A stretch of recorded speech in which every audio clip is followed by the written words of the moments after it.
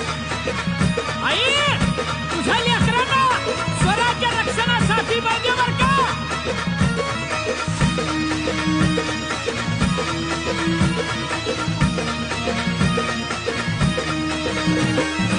आई भवानी शक्ती दे ग